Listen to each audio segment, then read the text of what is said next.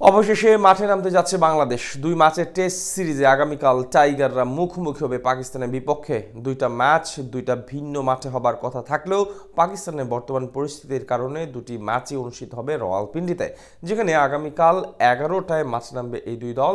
সাকিব আর মুশি ফেরার পর এই ম্যাচে তবে কেমন একাদশ নিয়ে মাঠে নামবে বাংলাদেশ জানবো প্রতিবেদনে।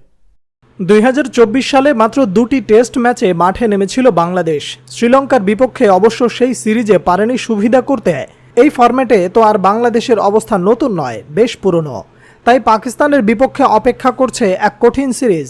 এর উপর আবার পাকিস্তানের বিপক্ষে সাদা পোশাকের ক্রিকেটে অবস্থা খুব একটা ভালো নয় বাংলাদেশের। কারণ এখন পর্যন্ত 13 দেখায় কোনো জয় নেই টাইগার বাহিনীর। 12 হার ও 1 ড্র, পাকিস্তানে গিয়ে হেরেছে 5 টেস্টের প্রতিবারই। এবার তাই জিততে হলে করতে হবে দারুণ কিছুই। সেজন্য সাজাতে হবে সেরা একাদশ।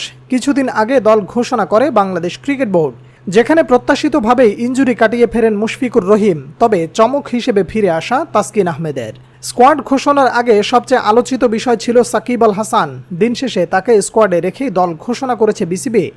এবার প্রশ্ন হচ্ছে, পাকিস্তানের বিপক্ষে সিরিজের প্রথম ম্যাচে কেমন একাদশ নিয়ে মাঠে নামবে বাংলাদেশ?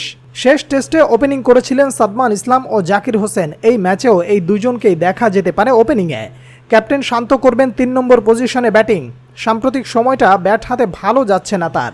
এই সিরিজে যদি ভালো করতে চায় টিম বাংলাদেশ, তবে অধিনায়ককে দলকে নেতৃত্ব দিতে হবে সামনে থেকেই।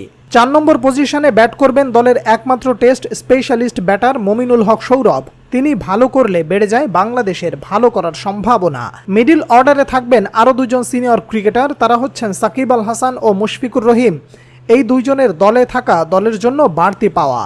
যদিও লম্বা সময় ধরে ব্যাট হাতে ভালো সময় যাচ্ছে না সাকিব আল হাসানের, যেটা দুশ্চিন্তার কারণ।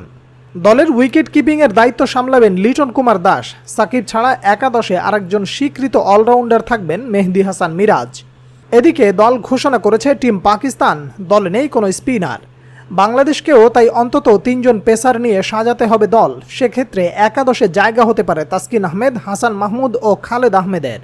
যদিও দলের গুরুত্বপূর্ণ একজন তাইজুল ইসলাম, তবে এই সিরিজে জায়গা নাও হতে পারে তার।